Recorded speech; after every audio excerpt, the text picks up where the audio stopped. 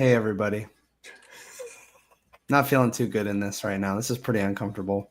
I also look like a fucking loser, but welcome in. This is the Three Wanks FPL podcast. Really excited to be here. Hope you guys had fun this week. I sure didn't. Fucking Semenyo. Did you guys have a blast, though? I did not know we were going with a depressing opener. That was amazing. I'm just speaking from the heart right now. I don't know what you're talking about, Sharpe. I mean, I would feel that way too if I had a banana head on, but yeah, maybe you'll learn to drop your ridiculous bias against Bournemouth and join us over here on the happy side of things. We're gonna spend some time on this podcast. I'm gonna wrestle with myself for 2 hours here, and we'll chat it through. So, yeah. I pay. You know what? I paid dearly. Hand up. I got it wrong. Semenyo's the second coming. I fucked up. Should have known. I was blinded by hate, as you said, and I paid dearly for it. So here we are. Big drop. I dropped from like 600K to 1.2 million, which feels bad, but also not that bad. I feel like it should have been worse. So I was mildly okay with that, but yeah, rough week. How are you guys doing? I was going to let Mack. There we go. Yeah, that's very kind of you to let me go. I'm good. I was the middle of the pack, which is not last this week. Not in the plunger, so I'm a happy camper, and I feel like the team did pretty well. I was completely wrong on the Tarkowski versus Richard thing. Yeah, I was thinking about that throughout the weekend. I was like, because you had texted the chat asking between those two, and I was like, yeah, easy, Richards. And then I saw like Tarkowski bonus points, and I was like, ooh. Yeah, I don't know. I didn't expect Everton to win that game, first of all.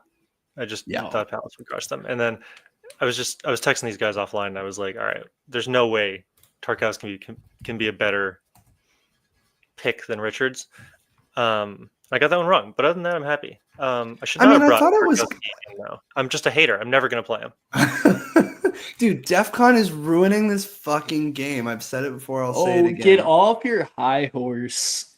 I don't want to hear it. DEFCONs make it a little more fun for those in the back ends. It's so boring. Like I saw a tweet today that was like, it was like, how are you picking DEFCONs? And someone was like, I just look for the most boring player on the pitch, and then I'm like, yep, that's the one, and I buy them. And I was like, that's so accurate. I mean, sure, but it allows us to not buy the most expensive defenders and still come away with solid hauls. So I think it adds a little versatility to the game. I think that though is more so an issue in pricing. Like I think they just fucked up. Like someone like a Senesi, obviously last year he didn't have DEFCON, so no crystal ball. But like someone like a Senesi is just like underpriced. And next year, I think you'll see like a. I'm sorry, I'm totally interrupting you. I was going to agree. All of the best DEFCON defenders are underpriced right now. Well, and that's what I mean. Like you say that now, Sharpe, but I'm saying like next year it's going to be like Gabriel is going to be 6.0, and then also Tarkowski is going to be 6.0, and so is Senesi. Like so, then it's just like, what are we doing? How are those two the same? I don't know why you're so worried about next year when they change it up every year. Let's focus on the now. Let's enjoy it. Enjoy the ride. True. Hopefully they get rid of it next year. Hopefully they don't change anything next year. I want a year of stability. Yeah, just leave it alone. Nice. How are you doing, Sharpe? You obviously saved yourself for last. Oh, well, I thought I answered when we started, but I'm feeling good. It was just the depressing intro that really caught me off guard. I loved it though. It was awesome. Fair. Go ahead. Wow, you missed a week and we're just off our mojo. I don't know. That's what I'm blaming right now. Fair We're enough. out of form. We got to get some of that cohesion. Yeah, new manager rounds. We're like Manchester United right now. We are not that bad. Hey, that's all right. That's what we have the IB for. Get it back. We're fine. Get it back, baby. Get back to training. No, I'm good though. I mean, obviously top of us three, not by much over Mack, but happy with that. Good performance. Had guys that hold, certainly have some room on the defense to improve, and did have a benching error, but overall pretty happy. So yeah, this was a weekend where I just had to constantly keep being like, well, got to tip my cap to Sharpe, because every player that I'd see like the goal alert, or I'd be watching a game and see a player score and be like, Sharpe has him. Yep. Sharpe has him too. Fuck. It's just which is I don't remember where you ended up in game week rank, but I was certain that you were going to be like top 100K. And so I was surprised you were still in the millions or something. And I was genuinely shocked by that, which made me be like, all right, what was the team of the week this week then? You know what I mean? Like what were the good players? Because that didn't track for me. This was a weird week just on that. I looked at the team of the week and there was nothing crazy. It was like Rice and Truffert were maybe some oddball picks, but other than that, it was like a pretty standard lineup of like Timber, Caicedo, Gakpo, Semenyo captain, and a bench boost. It was like a not unusual team. Very interesting. Not a weird one. Interesting. Yeah, I mean, I went wrong on the defensive side of things. I think there were a few defenders out there that were pretty common picks that got in the high single digits to 10 to 11 points, and I was rocking 2 solo points at the back. So that's what got me. Yeah. Well, we got to have a little bit of that flows nicely into, we got to have a little bit of in-person FPL discussion this week over a couple of beers. And that was mostly just me trying to convince you to come over to my side of the wildcard fence, which was my advice was either wildcard 7 and get your Arsenal boys out of the way, or just wait to wildcard. And we can continue that conversation here. But I do think, I would assume that's one of the failings is like not having the double Arsenal defense probably burned you a little bit. But outside of that, I mean, obviously all like the benefit of not having wildcarded and not having gone into the template is that a couple of the guys who returned for you, like Kudus, like not a lot of people had him. Which is crazy to me. I don't know. Do you have the teams? Do you want to throw teams up and go through how we're feeling and kind of discuss those fellas? Yeah. I guess we can start with you since you're on the mind. Yeah. Yeah, so, I mean, we'll talk about the good players, and then we'll get to the guys on your team. So it makes sense. Sorry, I got to go to points. And your team here. Yeah. All right, how's that look? I mean, it could be better, but I'm not mad about it. What was the total points for you, Sharpe? 76. So, yeah, I mean, you can see, I mean, I was almost 2 million still. This is a team of the week. Just curious. Yeah, no, I mean, that's where it burned me. Look at that back line. Yeah. So Vardy, Timber, Burn, Van Heck. Yeah. I mean, just a crazy week, like with like Malin too. But yeah, it's not one of those. Was the one game. Yeah, no, I mean, that was the one game.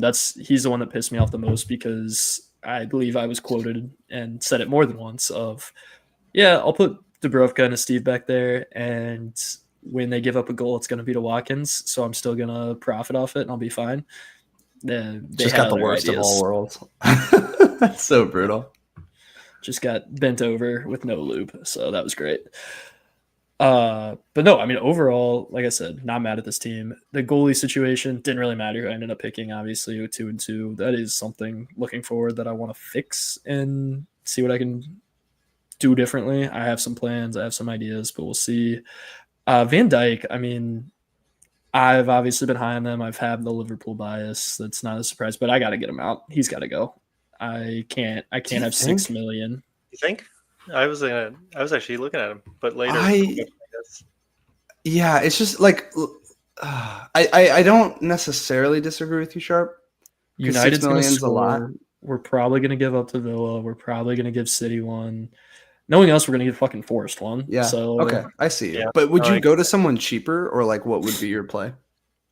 My target right now, if I'm looking at the back line, Timber is up there as a big target. Obviously, I don't think that's a surprise to anyone. But I don't have Senesi either. That's probably where Milinkovic is going to go, to be fair. And then I'm looking at Burn over at Newcastle, or getting in cheap Leeds guys for Steve or Wan-Bissaka. Or even, honestly, I think in my last wildcard that I sent you guys, I've been toying around with wildcards for the viewers. I haven't pulled the trigger yet. Don't know if I will. But I did leave Wan-Bissaka in there just because if West Ham have figured it out a little bit, and if they do solidify their defense, I don't think he's a bad pick at 4-3. So that's... Overall vision still needs to help. Gabriel, I want to leave in there. Then it's Calafiori or Timber. Then I want Newcastle, whether it be Dan Burn or whoever else I bring in there. And then I'm looking at Senesi and or cheap options. Yeah. Dude, I texted you guys this, but I think Gabriel has now solidified himself as the best pick in the game, or at least best defender in the game. Dude, I think it's like... Go ahead. Oh no, I'm like I agree with you, but I think it's so funny. 2 weeks ago we were on here like, oh yeah, I had Saliba. I'd Like be so maybe much he's happier with maybe Saliba. Saliba. Yeah. Well, now it's Saliba's like of the Arsenal defenders might be the worst one to own, which sucks for me. But I mean, yeah, Gabriel, the reason I say that is obviously he's scored, so you still have that goal threat that he has. Arsenal have insane fixture run for clean sheets and are just insane defensively. But now suddenly he's also a DEFCON monster. It's like this is exactly what truthfully like what Van Dijk was supposed to be going into the season if Liverpool were a little bit tighter defensively. So yeah, that's set and forget. If you don't have him, absolute priority to get him in. Yeah, no, 100%. I think just to touch on Van Dijk too, with the defensive issues, I believe Konate just got a little knock, and Alisson's obviously out for a while. So that entire defense is going to be a huge question mark because Alisson is just obviously a top tier goalie in the world. So you'll have to play your $35 million backup. Hey, from an FPL perspective, I'm just saying if we're already giving up goals, it's not a great sign.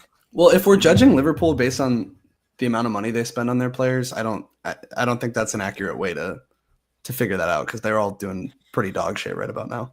It's fair. But I think Ekatike is just fine. But he's not the big money spender. That'd be Isak or Wirtz, your boy. My boy. God, that guy. I saw the German manager said something today. I didn't read it because it made me mad, but I think he was defending him. Brutal. Well, yeah, I mean, you brought in Woltemade this week, which not only ended up being a good pick in the sense of obviously he scored. It was interesting. He took a pen after Gordon came off, so it'd be curious to see like if that happened and Gordon hadn't come off yet. I'm assuming Gordon would have taken it, but maybe not. Did you see how pretty it was though? I mean, up 90. Dude, I did. That was insane. That's a ballsy. I would never take that penalty. I respect to him though. That's so crazy. But not only that, but also Wissa's apparently had a setback in his injury, so Woltemade looks to be, nailed in that team a little bit longer. So, yeah, props to you. Sorry. Yeah, no, I think it was kind of funny because I brought him in as a possible 1 week punt to see if I do wild card this week to even want him. But I mean, Newcastle have great fixtures, and with the Wissa setback, I'm like, he's just gonna stay there. Like I have no reason to turn him into anyone new. No, it's a good pick. Good pickup. Yeah. And then let's go ahead. Yeah, go ahead. No, I mean I think we're going the same place. I'm looking at the two guys dead center in my team. No, you go ahead. Okay. No, I mean Semenyo is him. I don't know how many times we have to teach you this lesson, old man, but eventually you're gonna learn it. And his goals were, I mean, that little run with like he played amazing. That game was he looked incredible, and it was just a dagger to my heart every time he did something. And I was like I left the room at one point, and that was when Kluivert scored, and I was like, oh, thank God it wasn't Semenyo. And then I saw that he assisted, and I was like, I'm gonna kill myself. Cool. And then the drop off on the end on the runaway was just like, I hope it was salt in the wounds because that was crazy, dude. So brutal. This was also one where I was like, cool. So now I was looking at players in my lineup who are like differentials, like Cunha, and being like, okay, so now they just have to score like a hat trick. Cool, that sounds easy. Cunha doesn't even start. So yeah, we were on fire this weekend. I think Semenyo's interesting, and Senesi. I guess we can lump them together because if you want to click on them, I don't recall their fixtures being like, no, yeah, like those are tough. I mean, Forest is a money fixture, but outside of that, tough for sure. Or at least the next 4. So, okay, I was going to get into this later, but this is a good opportunity. So I'm obviously in a scenario where I texted you guys earlier this week or a couple days ago and was like, I'm a crack addict. Think of me like a crack addict and just tell me, I'm going to try to convince you guys for me to not get Semenyo. Just tell me to get him this week. And that may still be true, but it feels like, so hand up. He's a good pick. Like no longer am I on the train of he's not a good pick, but he is the number 1 overperformer so far this season for goals and assists. Like by far too. I think you can probably see it here.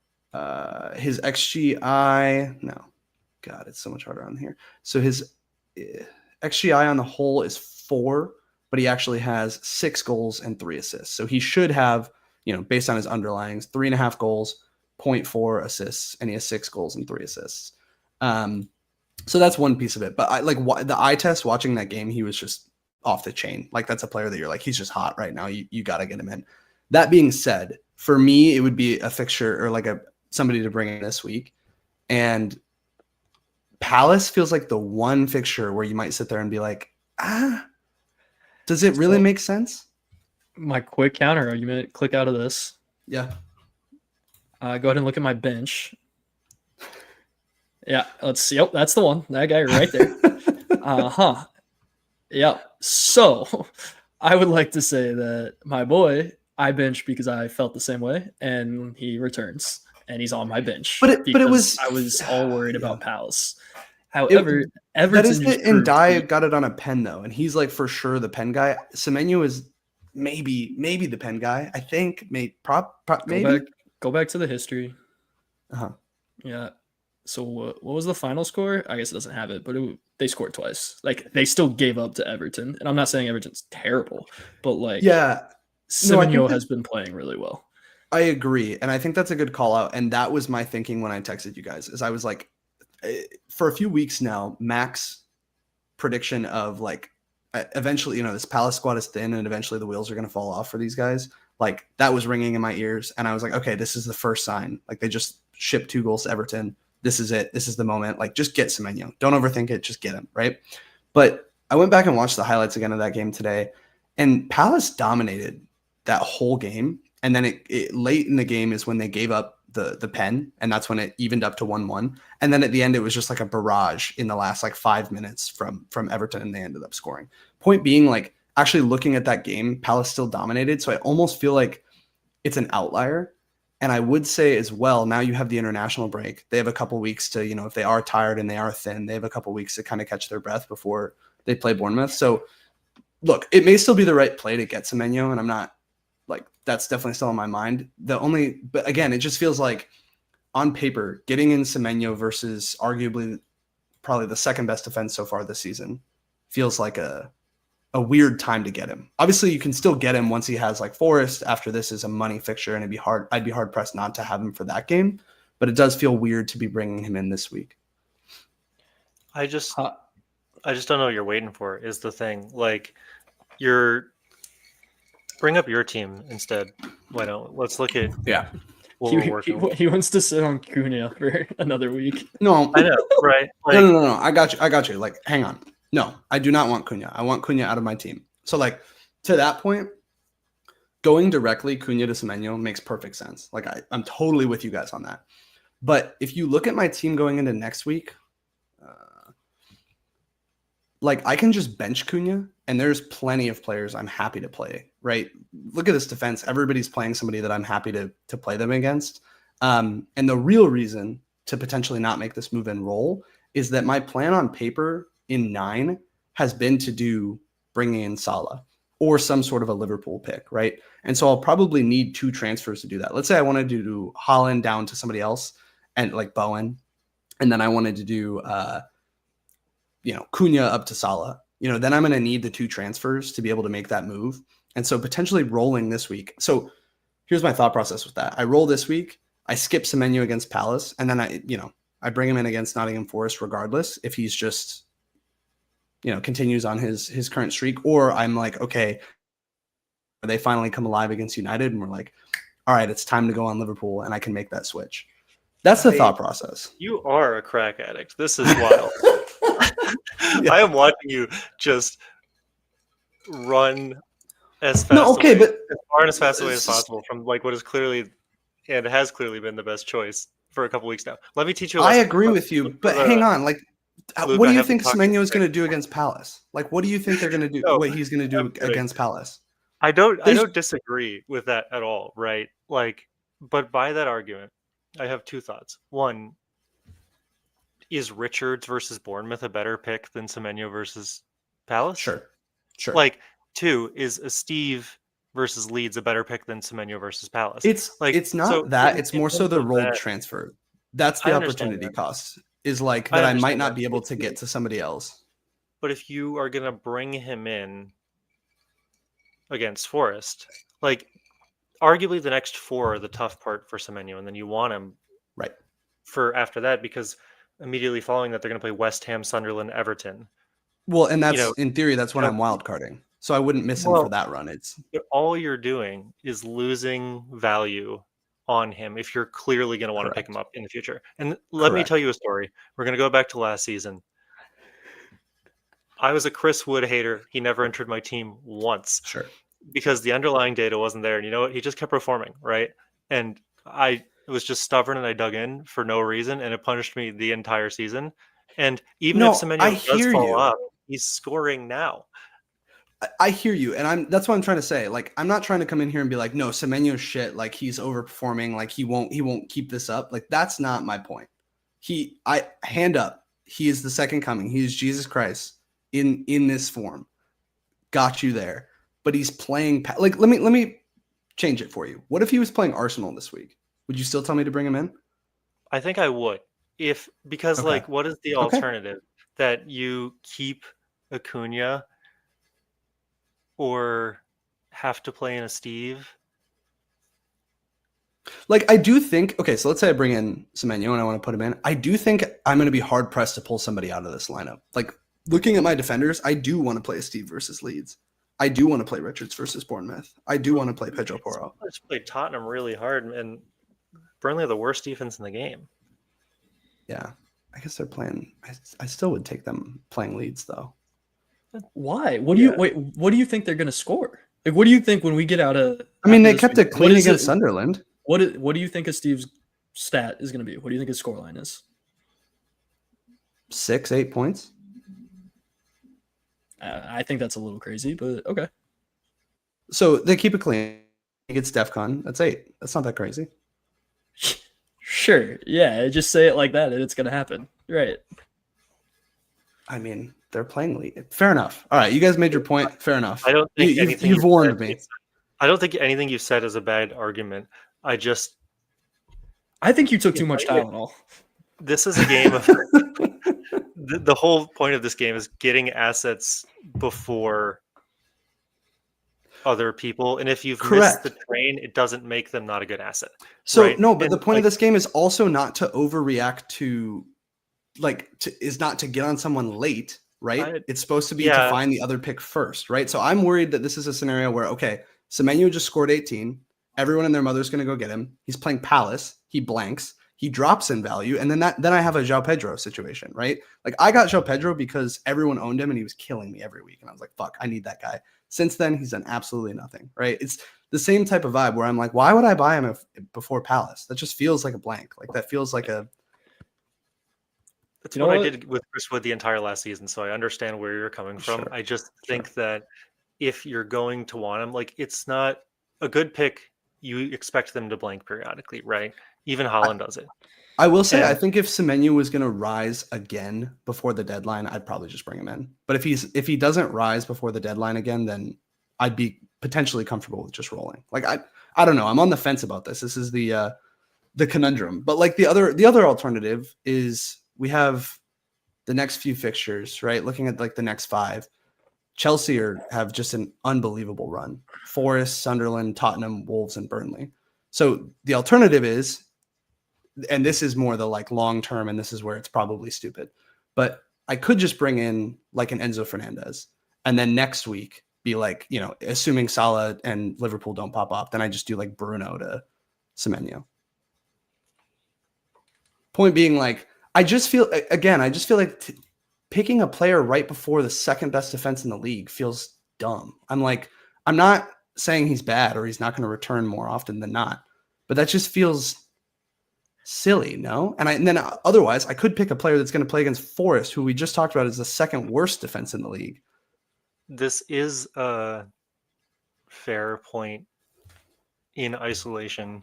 I'm not going to say Enzo Fernandez is guaranteed to score by any means, but like, you're not making an invalid argument when you're saying that it doesn't make sense to pick him up against Palace, right? Palace is a really good team this season.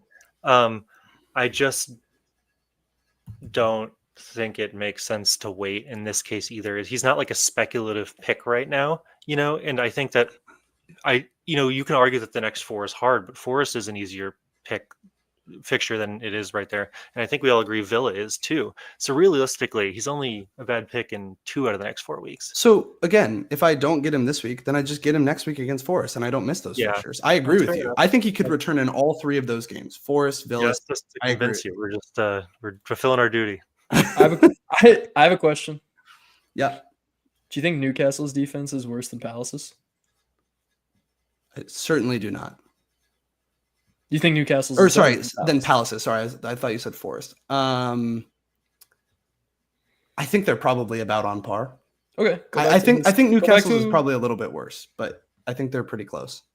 All right, fair enough. He still got 5 in that game. That was DEFCONs, dude. Who cares? You're right. He's a multifaceted player. He doesn't have to score. I agree. You're correct. All right, let's look at his DEFCONs. I just appreciate that we are going to see the banana hat a lot more often. He's only gotten DEFCONs once the entire season. Like, he's not a DEFCON pick. I hear. Okay, so hey, hang on. Here's the one thing I was looking at right before I got on the pod that was swaying me a little bit. So keep these numbers in mind. Total XG 3.6, total XA 0.4, total XGI 4.0. I don't care about your bullshit analytics. They already ruined baseball. I don't. This is whatever. Look at this. Look at this. Look at this. Look at this. This is Enzo Fernandez. Total XG 3.8, 0.5 XA, and 4.3 XGI. Little higher, and look at his fucking run. He's about to play Forest, Sunderland, Tottenham, Wolves, and Burnley. Like, go for it. Okay. I agree. He's a good pick, by the way. I like the Enzo Fernandez pick. I have Caicedo, and I'm kind of wishing I had Fernandez. Look, you're not making bad points. This might not actually be the week to pick him up, and if he doesn't rise, peace, right? It's just that I think if you're talking about upside, Semenyo has the highest upside of any of these guys, and the downside is like he gets 2 points, which is the same as if Steve doesn't keep it clean and gets DEFCONs. Sure. Like, Semenyo's just a good pick right now. I don't think people are going to ask him if he blanks against Palace. Yeah. I know your argument is you don't have to get him this week. I could just get him next week. That's what I'm saying. Like, I'm not saying I'm not going to get Semenyo. I'm just saying maybe I wait a week. That's not the craziest thing. I just don't believe you is the problem. No, that's this fair. This is like a terrible ex-girlfriend situation. It's actually, yeah. It's more like it's the opposite. Why don't you tell us about that, Sharpe? What would you do in that situation? To be fair, that is a pretty similar. You get close to it and then you run the other way. All right, Mack, take us through your squad. On that bombshell, how can I even focus? I don't know. Not a ton to say we haven't already discussed. I lost the Tarkowski bait, and I should have fucking bench boosted. Why do I listen to you, knuckleheads? The same guy who's convincing me not to get Semenyo, I didn't listen to. I could have rubbed in your face when my bench boost beat your triple captain. I'm fucking mad that I didn't just listen to myself. Like, I would have gotten 20 points off my bench. I could have been like, hold that fat fucking L. My bench boost beat your triple captain. And I didn't. I'm an idiot. But aside from that, it was a good week. 71 points, not wearing the plunger.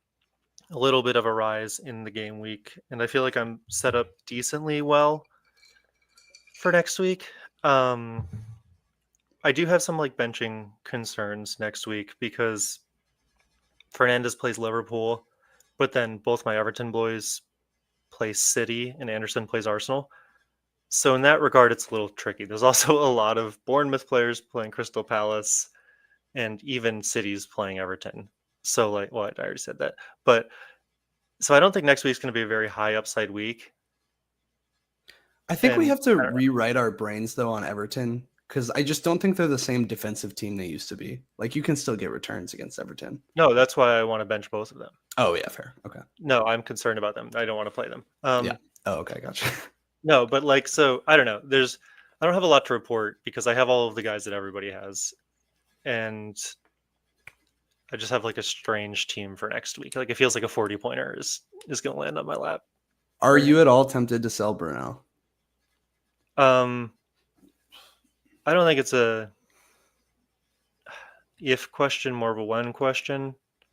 Sure. And I kind of picked him up on my wild card because I was like, there's no one really performing. He's just a money sponge to unlock an easy move later on. Like, having 9 million contained into one player makes him so easy to move on and get somebody better, because then it's only 2 transfers really. The problem is it's like I just don't know really who I would go for, and his fixtures. I mean, I'm not even gonna say they really like turn. They like don't turn that much, right? I don't look at a single one of these, including Everton, that I'm like confident they could win, right? But I don't know who to go to.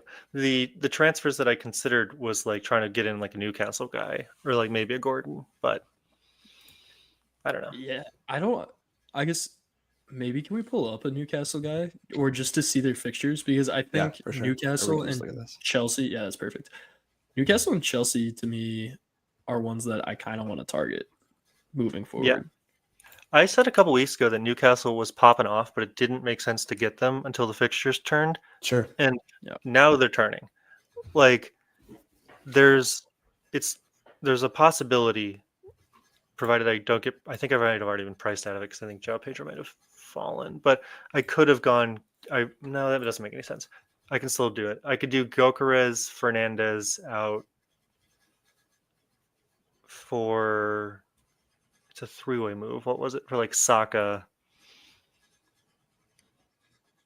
Who am I blanking on? Voltermaid and Gordon. So Caicedo out as well. But I don't necessarily want to lose the Chelsea guy. Caicedo is an interesting one where DEFCON, cheap, totally get that stuff, but the goals seem new, you know? Like it seems a little random. I'm like, is he a goal guy now, or is this just like a little bit of he's hit a couple of lucky spots and he might not be the guy? Because I think in theory, looking at him versus Enzo, I'm more tempted to go there, especially if Palmer's out, obviously depending, but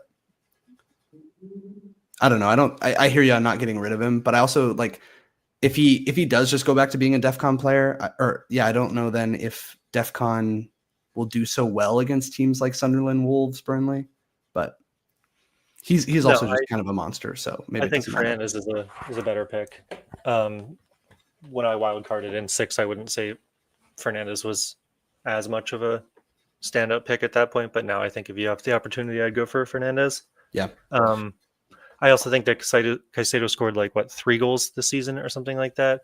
In his entire career leading up to this, he scored 3 goals. So I even said when I picked him up on wildcard, I'm not picking him up for the goal, and I just think it's a fluke that he's gotten a couple good ones. Yeah. He's never scored more than 1 goal in a season, and he's already at 3. That's wild. Yeah. So I don't know. Not he's probably fine against a Forest, but I just don't see the goals being crazy. While we're on the topic of Chelsea, we all 3 have Joao Pedro. What are your guys' thoughts on that? No, we don't. Oh, you don't? Sure. No.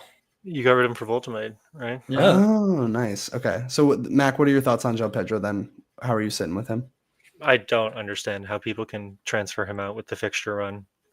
Are you telling me that Chelsea isn't going to score against Forest, Sunderland, right, Wolves, Burnley, Leeds, or Everton in the next 9? I agree. I think it's just a question now of without Palmer there, it's hard to predict where that's coming from. And it's not certain it's going to be Joao Pedro, but it's a fair point. But and he hasn't even had good stats, right? So I'm kind of doing an opposite of when I was talking about overperformers, he's the second highest overperformer this season behind right. Semenyo. And Chelsea just hasn't been a functioning team in general. Even some of the crazy Chelsea fans who are overreacting a little bit are starting to call for the coach to be out, and it's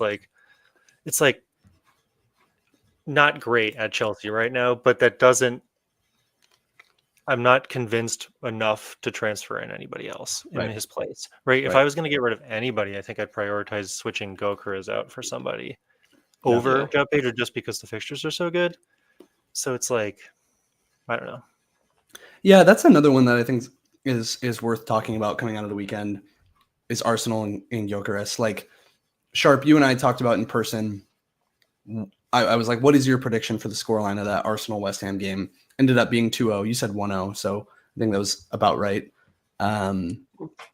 Obviously, defensively, they are just so solid, and that's not going to change probably. But I'm not – it sucked that Gyökeres blanked and and that now Saka, I guess, takes the pens. But he had so many, like the ball went to him so many times. I really felt like it was just one of those where, I mean, like, I still think he kind of sucks, but I'm also like, the ball is getting to him enough that over the next few, I'd be surprised if he doesn't bag a couple. So I'm not, like, as much as I'm annoyed that he blanked, I'm like not that worried. I don't know. Do you guys feel any differently? No.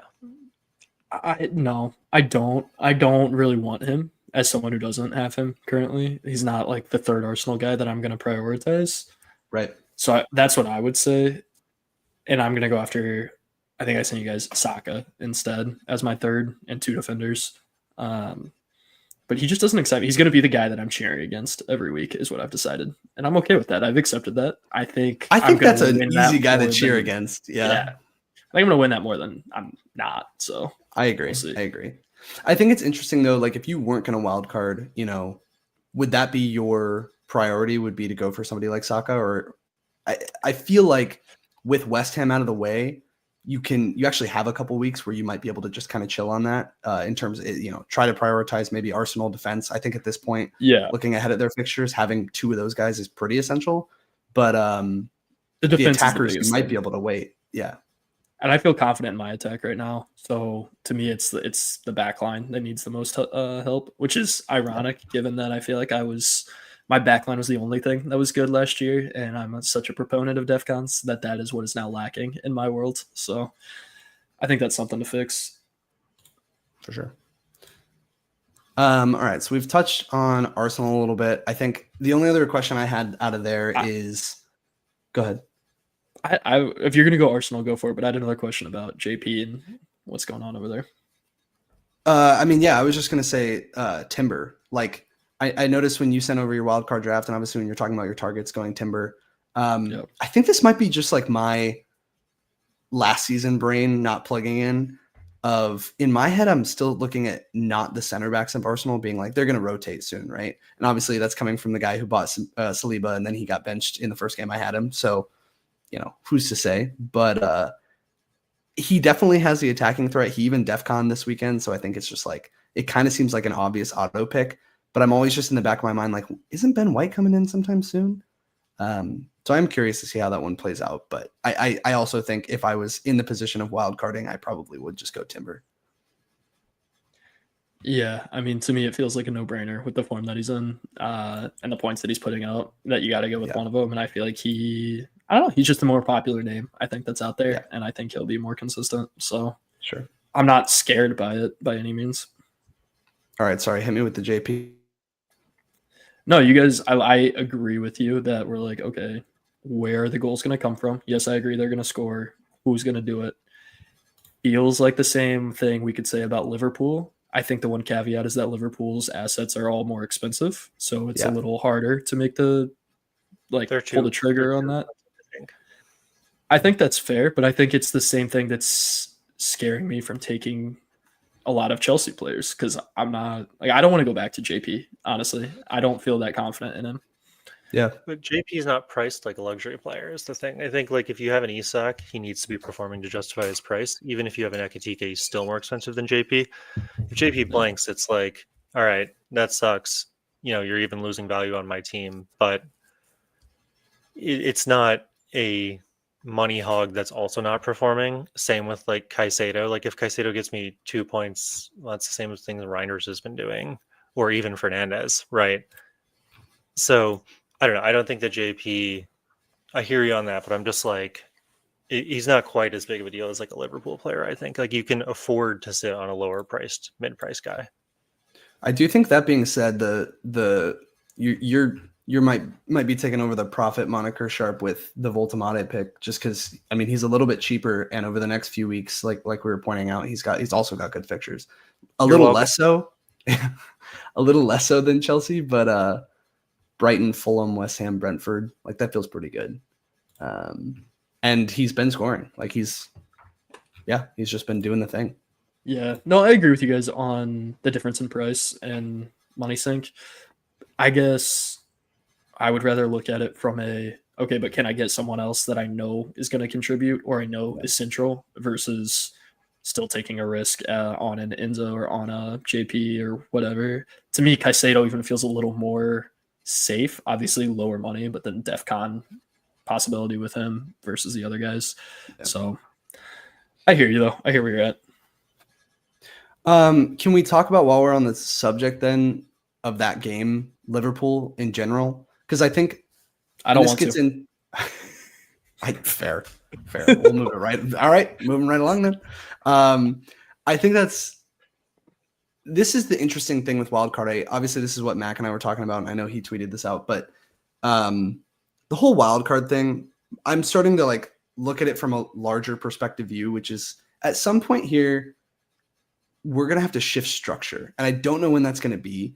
I don't know if it's like Liverpool get going and Isak looks like the pick, or Liverpool get going and Salah looks like the pick, or Cole Palmer comes back and he looks good, or it's like, no, Saka is an absolute priority. He's the dog.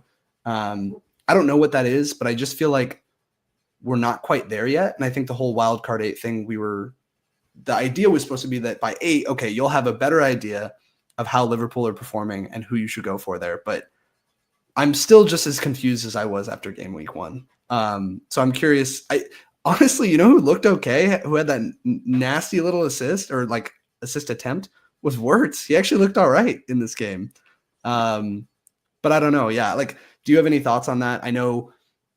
I feel like if you're not changing up your structure drastically, or in like Mack's case in 6, your team is just really far behind the template, it seems like a little bit of a rush. But all that to say, I'm curious, Sharpe, what your takes are on if you were going to go with some Liverpool guys and we're going to say, hey, we're betting on them playing United this week and they're going to put a couple of goals away, which direction you would go?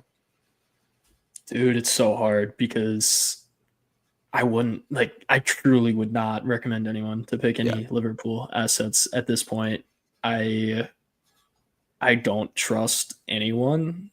And the only person that maybe you could say will return is Salah, but I'm not putting 14.5 or 14.4 on that now.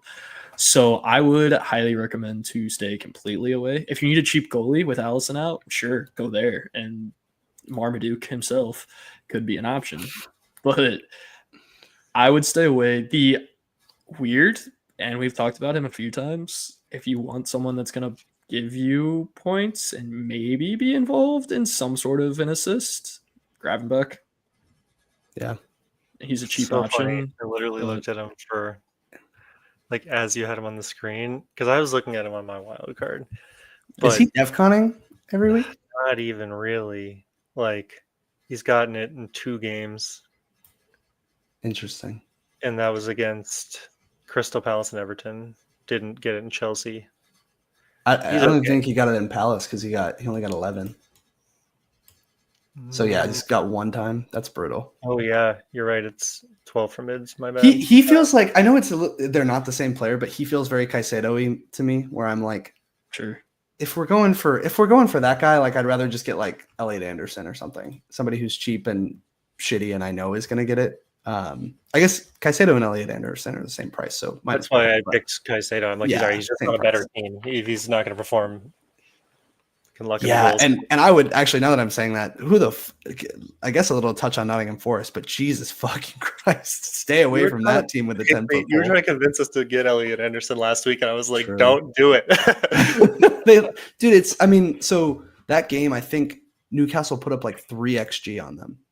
It was insane. They just racked that shit up. Everything I said last week was 100% accurate. I lived the Ange experience, my man. I was like, Newcastle. I think Newcastle could have had like 5 on that. They put 3.45 XG. I cannot tell you the last time I saw a total that big. That's so huge. Crazy.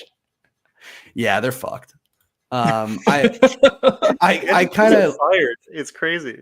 I know. I kind of love the idea of that though, because I'm new to the Marinakis hate, but like, I kind of want him to have to pay for pissing Nuno off enough to make him leave. Like, I'm like, all right, dude, what did you do? Who has he not made an enemy out of? Like, seriously, he pissed off the Palace fans because he like got them kicked out of Europe.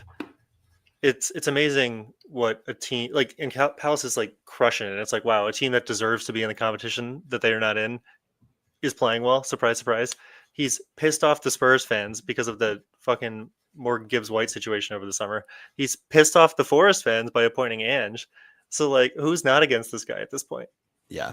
Well, and now we're just on the Operation Target Forest hardcore. It's just like, all right, because now, like, for example, I've talked a lot on this about Wildcard 13, and now suddenly I'm kind of looking at Wildcard 12, if anything, because the fixtures, a lot of them switch to people playing Forest. I'm trying to pull it up. So Liverpool start playing Forest in 12. So to the point of like, you don't know what Liverpool picks to get. Maybe by then we'll have the clarity and you can go into that beautiful run. And then you have Chelsea playing Burnley. You have United playing Everton, Villa playing Leeds, like all these nice little matchups. But Jesus, Forest, you look like fucking like it's every week. I'm just like, all right, who are they playing? Now suddenly I'm trying to switch my brain again from like, oh, that's a tough defensive fixture to just, all right, move it along. Crystal Palace is the new Forest. Forest is the new West Ham. West Ham is the new promoted team. We're good to go. It's just a perfect little cycle that we've made there. Yeah, it's a little hard to, after how high they rose, to like be like Forest isn't good, but objectively they have not been. It's so tough. I don't know how they're going to turn it around. Yeah, absolutely brutal. All right, so we talked about Everton Palace. We talked about Newcastle Forest.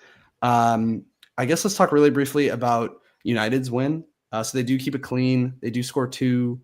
Bruno hit the bar at one point. Bumo assist, big for FPL Vibes FC.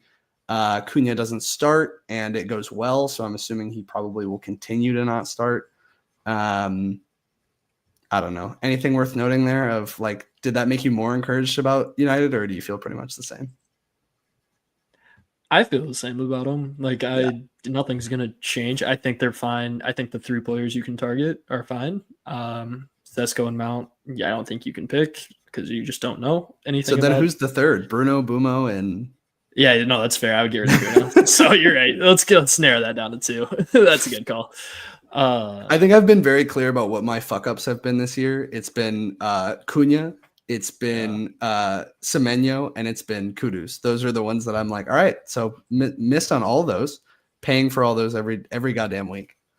But I think it's the same where they're going to be a decent attacking team and get a goal or 2, and they might not win a game. They're going to let up those. So I'm not really like pumped about them, but I'm going to hold Bumo. And the next time I need to get to a slightly more expensive. So if I need to get to a Saka, he's going to be the one to go because he's 1.8 away and I can make that up somewhere.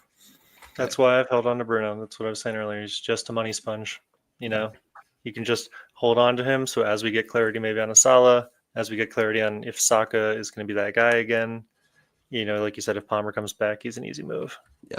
Yeah. Mine just doesn't miss pins. Yeah. Jesus, that's insane, Christ, dude. So bad. Who does score every time he touches the ball is Mr. One Shot, One Goal, Erling Haaland. So funny watching that game, scores right off the bat. You're like, and it was a beautiful goal. Just bodied the defender. So sick. But then you never saw him again the rest of the game. Just scored his goal and went on his merry way. What a ridiculous player. What a character. I am like meta wise, I'm really curious when this City, or really when this Haaland run drops off, because it's not going to stay at this level. So it's insane right now, but yeah.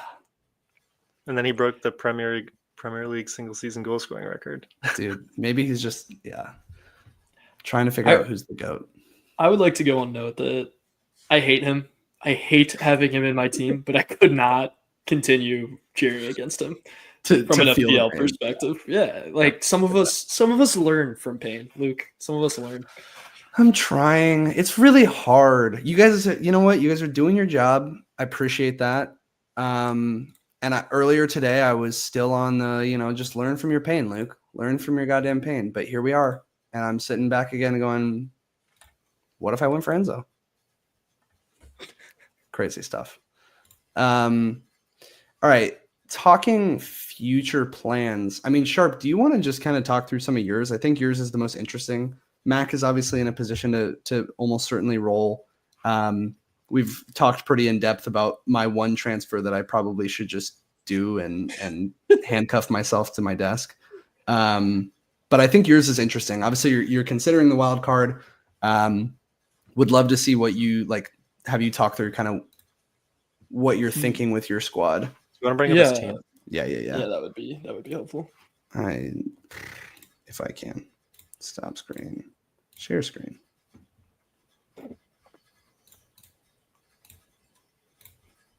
All right, there we go, baby. Now let's bring up this squad. Beautiful. Oh, I guess you can't go to the transfer section of my team, can you? That's brutal. I mean, you could share yours if you have it, but yeah. Yeah, I got brutal. Up here. Let's see what we do. I don't know what I'm gonna click on to be fair, but we might click on something. So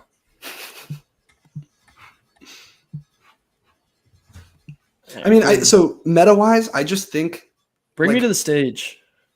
Bringing you to the stage. Yes, sir. Oh my God, it's horrendous. Okay. Wait, what's wrong with it? No, it looks good now. Why do you always have the mobile version? I do not understand this. I also wonder that. Wait, what do you mean? Like, why is it showing? Oh, is it just half screen? Are you on half screen? Yeah, I'm on half screen, and I'm sharing a window. I mean, if you need me, no, you're fine. You're fine. It's lovely. Continue. It's beautiful. You're great. Well, it's not, but it's okay. God damn it! No one. All right, fine. Is this better? No, it actually is not at all. Yeah, go back to what it was. Just starting shit for no reason. Okay, but so talking through some of the what would be essential on a wild card right now. I know you sent us over. Honestly, this isn't what I've seen from other folks wild carding, so I appreciate the alternatives. But I've seen you on the Newcastle triple up. You were looking to target a few Palace players. No Liverpool. Yeah, talk to me about I feel like your team isn't too far off. Kind of the same conversation that I was having with Mack around his time. So, and we know how well his wild card went. So maybe I should just shut the fuck up. But curious, how close you feel like you might be. I don't. And what the priorities would be. Yeah, so that's what I just said. And I'm not saying I hate against Van Dijk. Honestly, with 0.7 in the bank, I might just go, ooh. See, I like when we do this because this might be what I actually do. And bring him in. Okay. Interesting little play there. Interesting. Pretty good move. Yeah, I like that. Was it just Milenkovic directly to Timber? It was. Yeah, I feel like I've said it. And I don't think you're wrong, Luke. I don't think I'm incredibly far off by any means of a good team. I think last week showed that. I'll take 76 points. That's fine with me. I'm happy. My defense is just where it's been lacking, as well as goalkeeper situation. I'm so absolutely sick of Sanchez just because he's an idiot. And to be honest, his namesake just tried to assault a delivery driver in Indianapolis. So there's that. The Sanchez name is not a positive one in my brain right now. That was crazy. Dude, wow. What a transition. Insane. Yeah, sorry. That's well, good work. That was impressive. So I'm pretty anti him. So, and I obviously only have one free transfer because I don't think I had two at one point. That was cool. Dude, you can just take a hit. Yeah, I know I could, but for a goalie that feels so tough. Although I would never have to change that goalie again because it would be Mr. Pope. That's really not that bad. No, dude, their run is unbelievable. Yeah, that's what I'm saying. I don't think you need to waste a transfer a Chelsea player right now. But they do have a ton of injuries in their back line. That's worth saying. True. But they also did just keep Liverpool to one goal. So I'm back to being all right, I think we're overblowing this. No, I think that's fair. I mean, I could field this team certainly and not be upset about it. If I rolled this out into Gameweek 8, fine. I think as I've been all season, I just feel like I want to be aggressive. And for me, it's getting in at least one more Newcastle player. I'm feeling really high on them. I'm feeling really good about everything they got going on right now. I think they're going to put it together and be solid. So that would be another one. I would also really like to have Saka in here. And that's I think that one though is interesting. Like I said earlier, you could work your way up to that. You could plan for that in 10 when they play the two promoted sides back to back. Others for sure could. I have the patience of a 5-year-old. So if I want, I'm just saying now, you could roll a couple transfers together. Hear me out, and then you could bring him in. Hey, that's gonna go just as well as us trying to convince you on Semenyo. So here we are. Yeah, so that would be a priority. I don't like Ollie. I don't like what we have coming up here. You know, he That's a tried to tough reward us run. one. Yeah, I don't like that's that. what I'm saying. Like you could roll it. I don't know if rolling, maybe you take a hit or something, but like you could do 2 moves to get to Saka and they would solve 2 problems. You could drop Ollie down and then bring, I don't know, Ndai up or Mbumo up to Saka. I mean, I could, sure. Yeah, no, maybe. I'm not saying you have to do that this week because again, I don't think that Saka's like a priority, but you could probably play Ollie against Tottenham this week and then roll into that maybe the next one or the one after that and make the double move. But again, that would require patience, which yeah, I don't know if I have it. I have been less and less convinced, to be honest, to wildcard this week. I do think there is options. I'm not sold on Bumo forever. I do think he's a nice differential though. Like Liverpool that. haven't looked great defensively. And so it's like this could be the time where he just, pulls something out of his ass. Yeah, for sure. And honestly, I don't even need to necessarily play him this week if I didn't want to. I probably would, but theoretically. I mean, to be honest, the more that we look at this, the more I'm like, I could bench boost. That could be a play. That could be something. I think if you're thinking about it, it's a good time to get it out of the way. Like if you're looking at it and being like, I actually could, then it's probably a great time to do it. I mean, the only week. The only one I don't like is Ndai, but I mean, he just proved me wrong last week. But it's City. I mean, that's not great. But everyone else, I'm like, I don't know, could be fine. The thing with Everton assets this week specifically too is Grealish has been really good for them, and he can't play this week. Yeah, that's crazy. I was thinking the same thing with Dewsbury Hall. I was like, honestly, I'd be fine starting him against City, and then I thought about that and was like, I think they're actually probably going to struggle a bit. But Ndai's on pens. That's what happened last weekend. It's not that he had an amazing game. He's just on pens. Yeah. No, I mean, fair. I think I came into this with like my game week 8 wild card is just where I was sitting, to be honest with you. And so I'm like, because it was planned, I'm dying on that hill, and I don't know if I need to die on that hill. So the international break will enlighten us more and will enlighten me more on this decision. This is that I need in my life. That's just.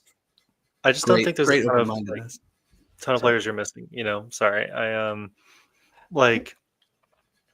I think from a top level perspective, you're right. I think it's the underlying that I would like to fix. Like Malinga, this made me feel a lot better. But I would like to make him a Leeds player instead, personally, for the foreseeable future. I would like to get rid of Van Dijk. Honestly, I'm indifferent on. I would like to fix this.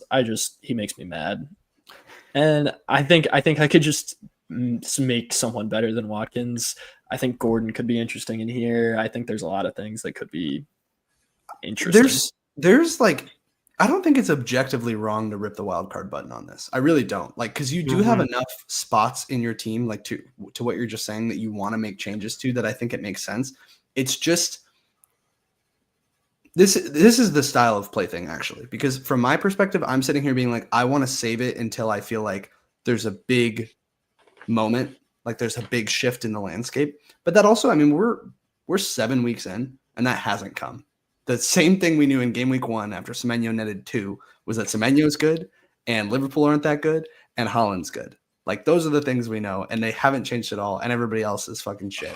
So I don't know. It could be that doesn't change at all, in which case, or not at all, but you know what I mean, changes minimally, in which case, I don't think attacking it is a bad idea. It is the aggressive play, and it could put you in a better spot to continue going. I think I almost think that a reason to wildcard this week is because of your aggressive play, because you don't have enough transfers banked to meaningfully impact your team in a large way. Like you pointed out 5 players that you think are problems in your team, and even if you roll, you can fix 2 of them. Now we could make debates on whether Sanchez is a priority. I was going to say I do think Sanchez is objectively not a problem, but right. But there's a lot of players that you could bring in alternatively, like a Burn or a Senesi. You could bring in a Pope. You could bring in a Raya. There's a good team out there that you're missing that you're not going to be able to easily impact. The only thing I would say that maybe would give you pause is you have some great differentials on what I think is going to be a low scoring week. So I don't think you need to rip the Band-Aid off this week. You could always do it in 9 or something, and then still carry your 2 transfers through or something like that. Because like if you look at my team's arguably set up to something like you would wildcard 2, but that's Everton guys versus City or City guys versus Everton, because I have both, and that's actually a tougher game than I think it is on paper. It's Semenyo's versus the Bournemouth guys versus the Palace guys, and that's like going to be a tough game for both of those teams because they're both really good teams. Like you got a lot of differentials this week is the only thing I'm saying. Like you could just do it next week. And I do think 9 makes good sense because 9 is, so think of Palmer, which I know is a player you hate, Sharpe, so maybe it's a bad idea. Also, like he does need to prove he's still the shit. But from 9, so in theory, Palmer could be back at that point just because the thought process is they were going to give him until after this international break to rest. And then Chelsea plays Sunderland, Burnley, Leeds, and Wolves, all from the course of 9 through 14. So like really attacking Chelsea hard would be nice, and you could start that in 9. You could also start that this week though. They're playing Forest, so I don't think there's anything wrong with that. Yeah, I don't know. I'm with Mac. I think saving it makes sense, and I've been thinking you have been in my thoughts when I've been thinking through some of this stuff with regards to like differentials. Like Mbumo's a player that I would just love to have right now. I would love to be sitting there with him. He's looked really solid, and they're playing Liverpool this week, but Liverpool have looked a little shaky at the back, and he's exactly the type of player who I think would return in that game potentially. So, and like with the Arsenal stuff last week, that was my pitch to you, was like, hey, if you're going to wildcard, do it now so that you don't get burned by Arsenal against West Ham, and you made it through that unscathed. So now I don't think like you have to prioritize Arsenal. Like it's not, their fixtures aren't that amazing right now. It's in 10 that they do Burnley, Sunderland back to back. That's going to look great, but Fulham and Crystal Palace, you could pass on for sure. I mean, I don't hate the idea of getting rid of the Milinkovic, right? There's no reason to sit on a Forest defender. No, I'm with the defense. Yeah. You wanted to rip one and then wildcard next week. I think that's perfectly fine. So you don't get hit by another Arsenal defense rise, right? But other than that, like, I mean, I think we're making great points, and I'm saying slightly different things, but I think we're both agreeing that it just doesn't seem like the highest upside week. But this does look nice. I do like this. It is fun having the shiny toys. I mean, isn't it nice? It looks real nice. So you're gonna keep Kudus if you wildcard? I'm unsure, to be fair, but like he's fun to watch. And he is pretty integral in that attack. Like I understand it, but the max point being their fixtures have really dropped. I know, and they don't put it together frequently enough from the amount of balls that he sends in. But okay, let's play that game. I'm not mad at that game. Okay. So now we got what? We got 6.6 in the bank. Maybe who's the Brighton guy? Mente. Oh, I don't hate that. 5.9, I think. He's up to 6. Are they? What do we got? What do we got out of Brighton going for? I mean, pretty solid. I mean, there's some challenging ones, but for a 6.0 guy, you're not going to play him every game, right? And his fixtures are better than Ndiaye's, I think, who you can also afford. For sure. Actually, their fixtures aren't that great. Newcastle and Crystal Palace, 8 and 11. Yeah, but I think you want to be hopping off the Everton train sooner rather than later because, I mean, you're already doing that in this wild card, but Fulham, from 11, they have Fulham, United, Newcastle, Bournemouth, Forest, Chelsea, Arsenal. It's a crazy run. Ultimately, the thing that would keep me from doing this is just being like, there's no Liverpool in this. And looking at their fixtures, right now they're playing United, Brentford, Villa, City, which is like decent. And then they go Forest, West Ham, Sunderland. So you're going to have to get to 12 with no Liverpool and then suddenly try to bring in some of the most expensive players in the game. That's the tricky part of this. So it's either you wild card now and then you roll a bunch for a little bit, which is not your strong suit, or you take some aggressive transfers and then wild card in 12 or 13 or something like that when those fixtures swing. I genuinely think Liverpool is at the center of this, like in that sense. You're either committing now and being like, all right, they haven't got it. Like I can take them on for the rest of the year, or not the rest of the year, but for a while now, or not, right? I mean, because you could, if you banked a few transfers, you could still get in like Isak. For sure. But yeah, no, I think I'm developing a lack of faith in my squad, to be honest with you, to have a solid. You got to do it. Listen to your heart.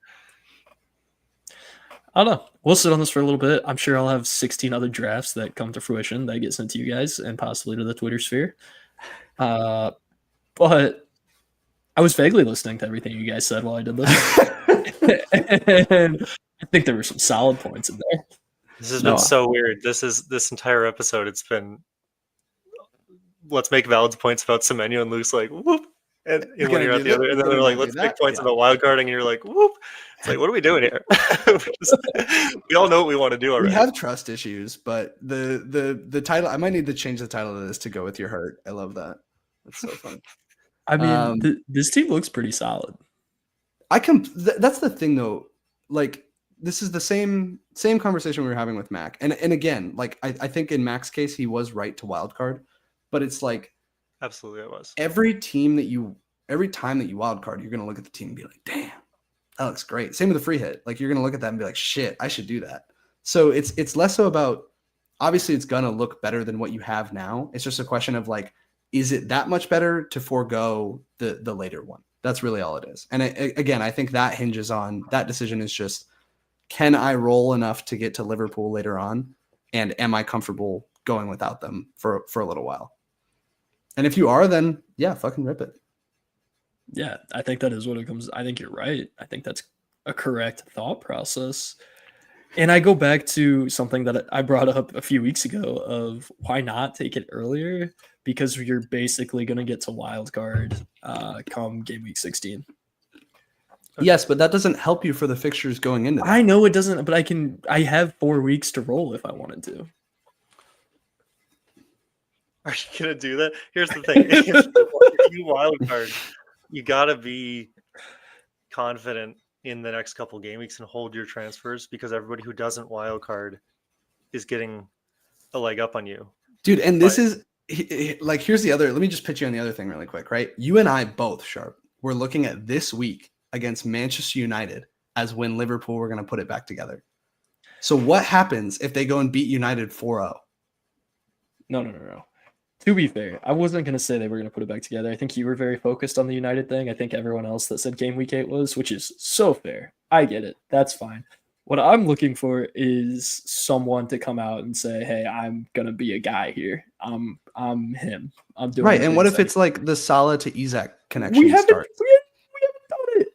I have no reason to believe that we're going to do it in the foreseeable future. Sure. True. It hasn't happened yet. Like that, then like, that's what I'm saying. It's all about like your conviction on it. If you're saying like, hey, I don't see us clicking anytime soon, then rip this. But if you're like, we might, then that's where I'd be like, maybe no.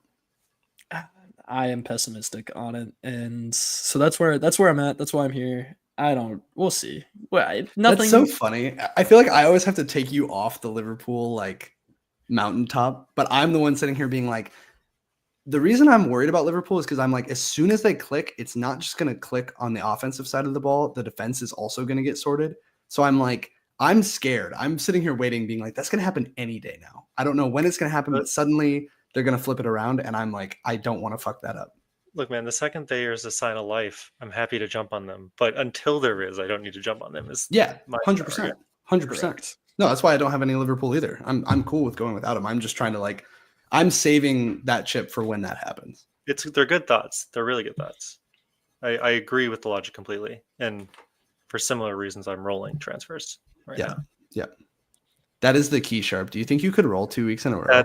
That's the key. It's, can you roll if you wild card this week? I am currently looking to see if I could successfully play these guys. What's up with everybody jumping on Bowen? Do you really think that Bowen is a better pick than Joao Pedro? And I'm genuinely curious. This isn't like there's a trap card coming after this. Honestly, I do.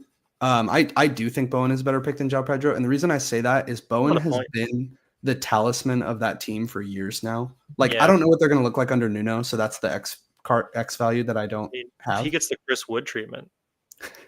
Sharpe's just in wildcard dreamland right now. He doesn't know what we're talking about.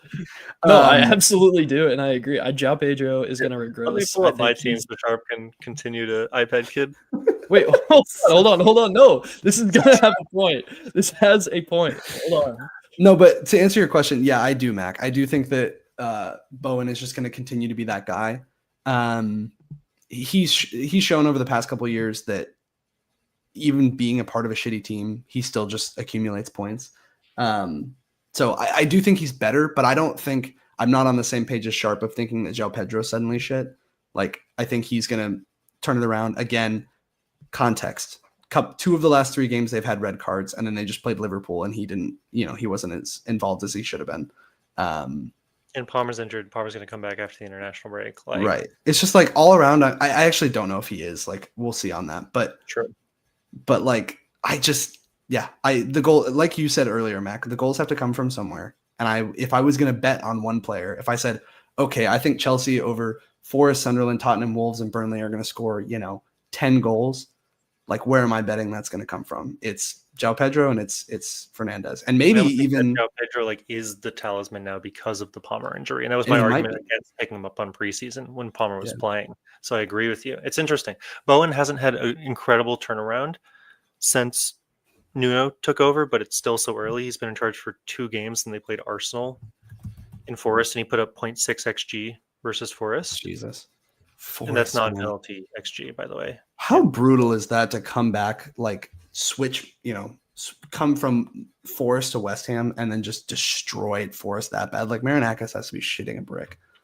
That's so brutal.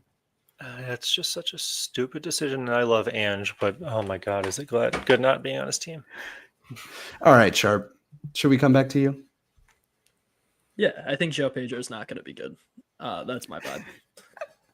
I think Bowen, as big a hater as I was, I think the coaching change is going to get them to where they should. I agree. I just don't think the fixtures are amazing as the Pedro fixtures. Oh, they're pretty good.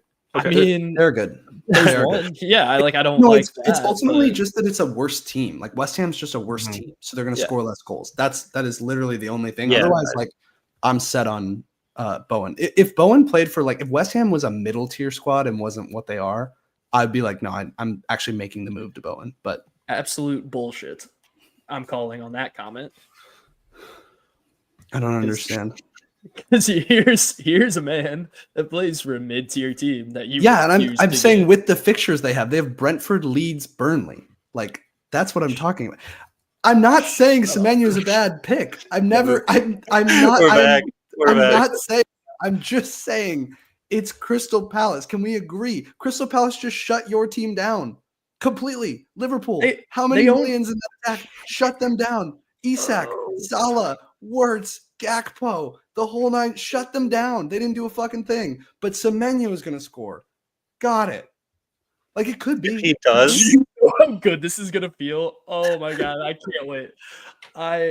I'm actually, like, getting the shakes because of my excitement for when that happens. And the text I'm going to fire off to you. I still might get him in. That's the thing. Like, I still might. Because no, you don't think, like, it's a long-term. You don't deserve. You don't get him now. You're done. You're fine. You're going to be the 0.001% that doesn't have him. I'm done with you. I love it. All right. Sorry. My point to doing everything I was doing is simply to say that I could very happily do this bench boost next week with the fixture that they have coming up, and I could very happily play every single person in here for 4 weeks and not be concerned about it. Yeah. So that was the reason that I was clicking so much and just wanted to be confident in that statement. I do think something, only call out I would make on this, like, in Wildcard 6, the emphasis was on DEFCON defenders, and I will say that you're lacking in that department quite a bit. That's not necessarily the wrong thing, but like Rodon, for example, maybe that's a Sunderland guy, one of the Mukiele or whatever, the Alderete. He's 4.1 now, though. That's the problem. Oh, brutal. Yeah, I don't know. I definitely don't dislike the defense. I'm just looking at that and being like, is there enough DEFCON guys that you could start every week? I mean, I think the double Arsenal defense, like, just set it and forget it, never worry about it. So yeah, no, I'm on board. Never mind. I'm on board. Yeah, All I right. think it's 1, 2, 3, 4, 5, 6, 7. Pick who has the best fixture. I think Right. is going to return out of the rest of it. But You just have to not make transfers for a couple weeks after this if you do this, And because He giggles if and you guys don't work out and you need to move, you giggles don't have mischievously. a way to do it. because I already know I'm going to want to move one of these 3 probably like right away because I'm not sold on them yet. These are the 3 that are very weird to me.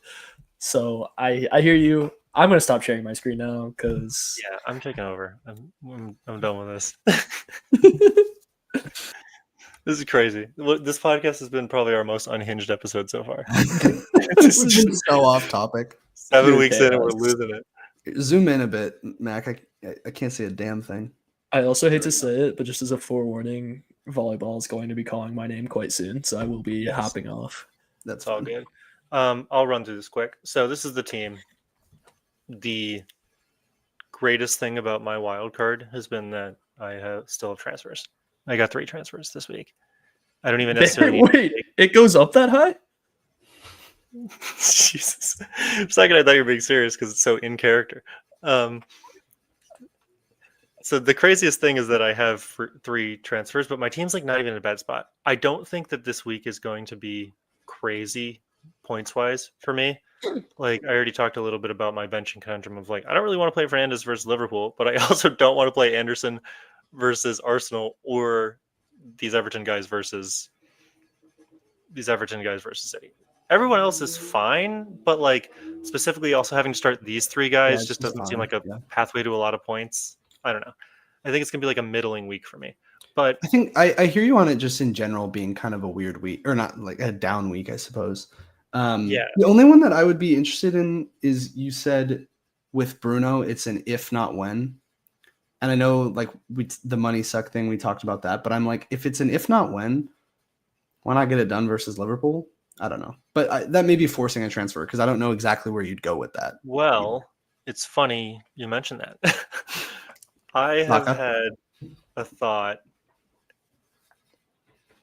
and The I triple don't know. move. I'm not sure if I'm super convinced on any of these players, and that is my biggest. Where am I? Am I looking for forwards? That is my biggest wanting to pump the brakes on this move. But what if I did something like this, where I go Saka, Ultramade, and Gordon in for Indai, and the fixtures are turning for these Everton players in a pretty big way. Yeah. I go Indai out, Gokeres out, and then I go Bruno out. The only like hesitancy I have for this is like, all right, the Newcastle fixtures are definitely getting better. But Gordon hasn't been entirely impressive since he returned. You know, he only put up 0.15 XG and XA versus a really shit Forest team. So that wasn't like that And he got convincing. pulled like Yeah. 70 or something. Yeah. Yeah, and I don't know if that's like a fitness thing or what, but like Gordon wasn't that convincing. Now I think he's a great player, but it's like, does that translate into fantasy numbers? Who knows? And you have to bring him in to like you couldn't just do Saka and Woltemade because you need the money. Oh no, I could. I have a million transfers that I could make. Then I would just do that. I don't think you need to go into double Newcastle attack. That feels like a lot. I agree. There's like a million transfers I could make is the thing. Why am I in the forward? I like the Saka idea though. Like I think Saka just established like, okay, I'm back. Like he just told us I'm back. And I think his numbers weren't actually amazing in the game and he scored on a pen. Sure. And so the biggest counter argument I have to making these transfers, it feels like very speculative. And it's like, yes, I could jump on these guys early, but they're not necessarily actualizing points. Like Voltramod also scored on a pen, right? Like it wasn't an open play goal. And we already established that Forest put up 3 XG or whatever against, against them. So like if I go Saka, Voltramade, that's pretty solid and it really improves my game week situation. So this should push you over the edge. Saka put up 0.84 XG, 1.11 XA for a total of just under 2 XG by him or XGI by himself. But what's the non-penalty XG? Yeah, I don't know. I'm not seeing that right now. But I mean, even 1.11 XA, that's pretty nasty. No, that's way bigger than I thought. To be honest with you, was it You're really right, that? That is probably entirely the pen, the 0.84 XG. So it's probably more the XA. But he was really involved. No, I'm going to be completely honest. That was a different. I must have just read something wrong because I didn't know it was that big. Well, and that's sure as shit a lot more than Bruno is going to be putting up week over week. So I think, like, as a Bruno owner who kind of stuck, like I'd be happy to get rid of him if I had the opportunity. My only counter argument is that, like, so I bring in a Voltramod, and then I'm gonna have to learn how to pronounce his name eventually. I bring him in, and Wolfie made. Maybe I got it. I'm not trusting Sharpe on the pronunciation at all. Coming out of your mouth. If Luke had said it, it would have been refined and cultured. But it's a sideways move. It's an Arsenal player for an Arsenal player, and we know that their fixtures are gonna change. No, that does feel weird. That does feel weird. Equal chance of getting on the end of some of those goals, right? And so I'm just like, do I need to make any transfer this week? I do want a. Well, okay, but what if you just did? Like, what if you didn't take Gyökeres out? What if you brought in Saka and then just took somebody else down? Like, I don't know, one of your defenders or something? I'm trying to make this work in my head. Like, you could do like Tarkowski down to Tarkowski doesn't feel it. But yeah, you could Joao Pedro, somebody. Like, it doesn't have to be, because I think that's a great way to get a Liverpool or an Arsenal trip. Oh, you have Raya. Never mind. I have Raya. Never mind. And that's been fine. I have no problems just keeping him, So never mind. Yeah, okay, I see your point. Yeah, I don't know. I do want to exit the Everton guys, is the thing. Like, I'm not super comfortable having them, nor am I super comfortable having Fernandes. I just don't know if I need to burn 3 transfers and all of a sudden it turns out Bowen is the guy and I didn't bring him in, and my advantage for accruing these transfers is gone, right? Yeah. Like, I don't want to like reset myself this week necessarily. I want to have a couple more transfers than everybody else for a little while. Yeah. No, it is probably a roll, McLeany. But I could see the argument to get in die out, for sure. I think, like I said, I see them struggling this week against City. But yeah, it's just tough. Like, I don't know who you go to. Maybe Sarr, but they play Arsenal in 9. Yeah, the thing is about the Palace guys, as much as I love them this year, they're not the best fixtures. I could take Ndai out and Tarkowski out and get a Burn and Gordon. Not even a Gordon because I have 6.9. So it's like you go Enzo. I did see that. But 3. Do I want to triple up attack on the mid-price Chelsea guys? Yeah. Well, hey, you would probably get the goal. I mean, you'd have it covered off. If I said they're coming from somewhere and I play all of them, surely I'll get it right. Dude, can you imagine Cucurella just starts going? Oh my god. I mean, the other one, I guess, is Paqueta. Like, they have nice fixtures coming, so I think he's 5.9. I looked at Paqueta and he's putting up monster numbers. You know, he's actually been really solid, and apparently he's on pens, which is he is kind of crazy. But I don't know. I don't like. I actually think that could be a play. Pens are always amazing when they benefit you, but it's so annoying playing 4 pens because as soon as you get him in your team, he never plays. And he got like 2, 9, 10, 2, 1, 4, 1. And it's not fair because Nuno took over before Everton. Everton and Arsenal are good. But I don't know. It's a middling run in the long term, and it's an okay run in the short term. Yeah, he plays for I guess you guys were discussing this, but why not just take Bruno to someone? You still have the money. It's not like that money's going to go anywhere. So take him down to Gordon or whoever. And then you don't need to make another transfer. Yeah. That makes your team better. Or you could go Tarkowski to Burn as well. Then you have a lot of money in, but you would have 2 transfers next week. You know, if I play Burn, I could bench Fernandes this week. Then you could do that too, yeah. But is that I think you have the ability. Would it not make more sense for me to play Fernandes just in the off chance they get a penalty? Is he even on pens anymore? He shouldn't be. If you have Buma and Kuna and whoever else at your disposal, I don't understand why you would put someone out there that proves he's. I agree, dude. I don't know how, but there was a season where the reason everybody 5 seasons later still puts Fernandes in their team is because his first season in the Prem, he got like 15 penalties and it was nuts. because that guy can dive like nobody else. He's a swimmer more than a soccer player. And everyone's just been riding that high ever since, me included. Yeah. No, you're in a tricky spot, Mac, because like I do think the obvious move is just a roll, but I kind of get that, like you have 3 transfers and you're like, well, yeah, you don't need that much more, right? Yeah, and like I'm like, is it more valuable to have 4 in a week, or if like let's say the Liverpool guys come good or something, I'll have 5 and I can switch out half my team. 100%. But if you burn 1 now, then you have 4. Then you know what I mean? Like it's not like you have so many. I'm leaving us here, but I think I'm gonna part ways with. You can make your team better and save like you won't have to go down to 0 transfers. Right. I don't understand why you wouldn't do it personally. Obviously, though, I mean, I'm the aggressive one. So Vibes FC, mic drop. Bruno and Tarkowski just seem like guys where you could make your team better and pocket money. I don't know about Tarkowski though, but yes, I agree. Yeah, I agree. I mean, fair. On that note, though, boys, continue. Yes, I do love the pod.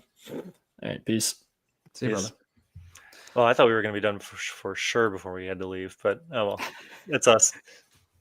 I mean, I think that does cover us off for the most part, though. Like, yeah, I think you're in a good spot. You don't have to do too much, and we've obviously covered my transfers ad nauseum. So, yeah, I feel like I agree with you. This is an odd week we're going into, and one where it is encouraging just to roll for the most part. There's no like priority transfers you need to make unless you don't have Semenyo. So yeah. No, I like the only reason the interesting thing about Sharpe's team is that he's got the most differentials, right? And because I think that if you have a team like mine where a lot of your players are playing each other, like half of my team is playing each other easily. More than that. 1, 2, 3, 4, 5, 6, like most of my team is playing each other this week. Yeah. It's I'm interested in like getting a differential, right? I'm not sure that I'm just a hater on Tarkowski and Everton in general, so I want to get rid of them, even though they've been putting up numbies. I'm going to stare at this all international break. Well, okay, best fixtures this week then, along those lines. Brentford against West Ham. I don't think there's a good Brentford pick. Burnley against Leeds. Leeds against Burnley. Fuck that. City against Everton. You already have 2 of them. Sunderland against Wolves. Fuck that. Wolves against Sunderland. Yeah. So, like, the fixtures just, like, all the promoted sides are playing each other, too. Like, the shitty teams are playing each other. So, it doesn't feel like a super high upside week in that sense. I do still think the Bruno out is a potential move. But the flip side of it is, if he is still on pens, right? Think about a couple weeks ago when he got -1. That could have just as easily been 10, which is crazy to think about, or 12 or whatever the fuck. Like, I hate him. I hate having him. I knew I would hate having him, and I hate him more than I thought. But I just don't know how convinced I am about the alternatives, and that's unfortunately just the way I felt this entire season. It's like you got a couple picks who are doing well. Some of us refuse to get them, and then you just have all these other guys, and you're looking at your entire team going, it's